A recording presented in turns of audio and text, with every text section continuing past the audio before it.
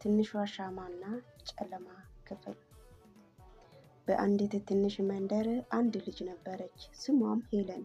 እናቷም ታማ ከአልጋ አልወረደችም ነበረ። ቤታቸው በጣም ደሃ ነበሩ። ምሽትም ሲሆን በቤታቸው ውስጥ ብርሃን የሚያበራ ነገር አልነበረም። አንድ ምሽት ሄለን በጣም አዘነች። እናቷም እያየች ነው። ቤታቸው ጨለማ ነው፣ እኔም ምን ላድርግህ አለች። እያለቀሰችም ሳለች በከረጢታቸው ውስጥም አንድ ትንሽዬ ሻማ አገኘች። ሻማው በጣም ትንሽ ነበረች። እሷም ይቺን ትንሽዬን ሻማ ብርሃን ማድረግ ትችያለሽን ብላ ጠራቻት።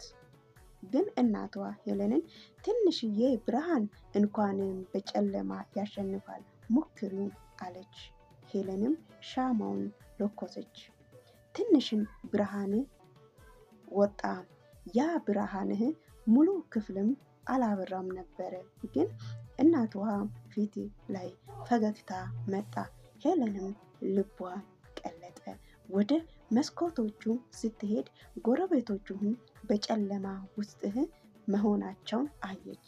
ሄለንም ሻማውን ወስዳም ጎረቤቶችም ሄደች። ሻማውን ተቀበሉኝ፣ እኔ ሌላ እሰራለሁ አለች። ከዚያም ቀን ጀምሮ ሄለን በምሽቱ አንድ ትንሽዬ ሻማ እያበራች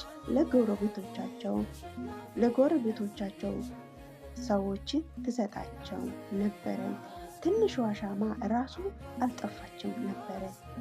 ይልቁንም ብዙ ሻማዎች በዚያ መንደር ላይ ነበሩ። አንተም ትንሽዬ ብትመስልህም ልብህ ውስጥ ያለው የጌታ ብርሃን ጨለማህንም ማሸነፍ ይችላል። አንድ ሰውን ብትረዳ፣ አንድ ቃል ተስፋ ብትሰጥ ያ ብርሃን ይመዘዛልህ። ኢየሱስም እንዲህ አለ፣ እናንተ የዓለም ብርሃኖች ናችሁ። ማቴዎስ 5:14 ላይ ያለው ነው ትረካ ውስጥ የገባው። ከዚህ ትረካ ምን ተምራችኋል? ምን ገባችኋል? እስቲ የገባችሁ ካላችሁ ይሄ ገብቶኛል። ይሄ ማለት መረዳዳት ያስፈልጋል ማለት ነው። ያቺ ልጅ መጀመሪያ በእነሱ ቤት ጨለማ ነበረ። ያን ጨለማ ከበራ በትንሿ ሻማ ካበራች በኋላ ምን አደረገች? ወደ ሌሎቹ ቤት ደግሞ ሲታያቸው ጨለማ ነበረ። ከዛ ምን አደረገች? ሻማን እየሰራች ለእነሱ መስጠት ጀመረች። በየምሽት አንዳንድ ሻማ እያበራች ለጎረቤቶቿ መስጠት ጀመረች። ስለዚህ አንድ ሰው ማርዳት ከቻለ ትልቅ ነገር ነው ማለት ነው። በተለያዩ ነገሮች ማለት ነው። እንግዲህ እኔ የተረዳሁት በዚህ ነገር ነው። እናንተ በየትኛው መንገድ ተረዳችኋል? እስቲ የገባችሁት ካለ ለምን ንገሩኝ። ሀሳብ አስተያየቶቻችሁን ጻፉኝ። በጣም አድርጌ እወዳችኋለሁ።